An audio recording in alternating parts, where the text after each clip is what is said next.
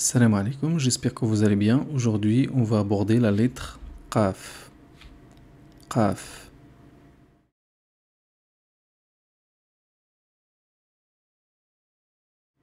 Alors, la lettre Al-Qaf s'écrit de cette manière, sachant que la ligne est à ce niveau-là. Voilà, donc il y a toujours cette forme et les deux points au-dessus. Donc en français, il n'y a pas vraiment d'équivalent, mais on la remplace souvent par la lettre K, même si la prononciation n'est pas la même. Alors ici, je peux mettre une fatha et prononcer Qa, Qa, et non pas K, mais Qa.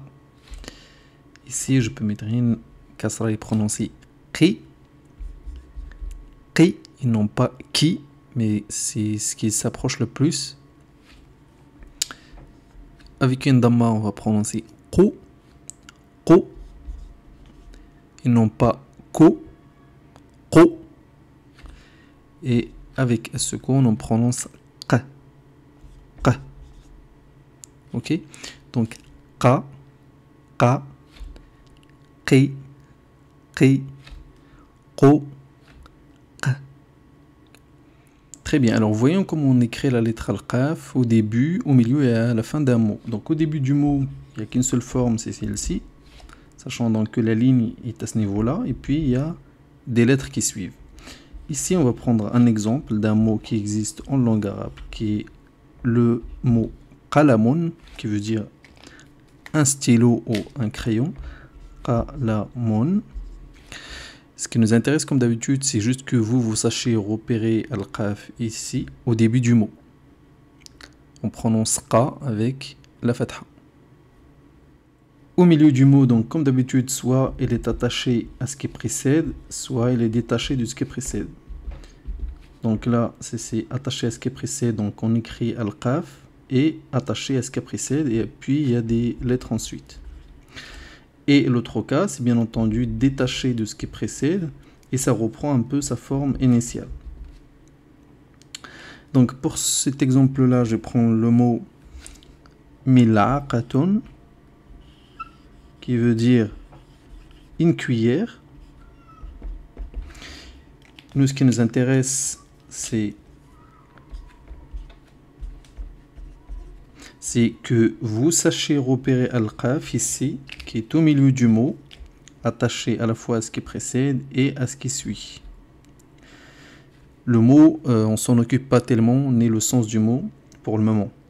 Donc juste sachez repérer al-qaf ici avec sa forme et ses deux points au-dessus. Ici, on est au milieu du mot, attaché à ce qui précède et à ce qui suit. Pour ce cas-là, je vais prendre le verbe aqala, qui veut dire virer quelqu'un par exemple. Donc, ce qui nous intéresse, c'est que vous sachiez de la même manière repérer ici al-qaf au milieu du mot, parce qu'on a un alif ici, et puis al-qaf, et puis d'autres lettres.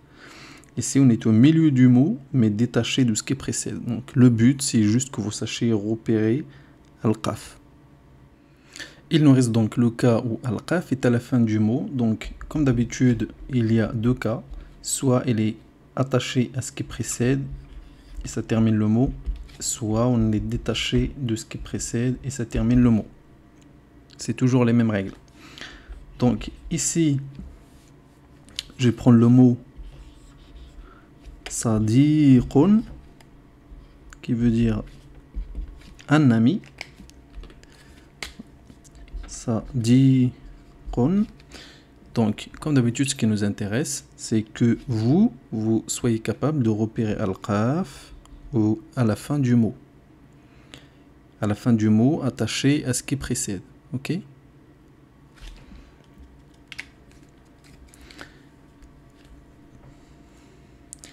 Pour ce cas-là, je vais prendre le verbe saaqa, qui veut dire conduire.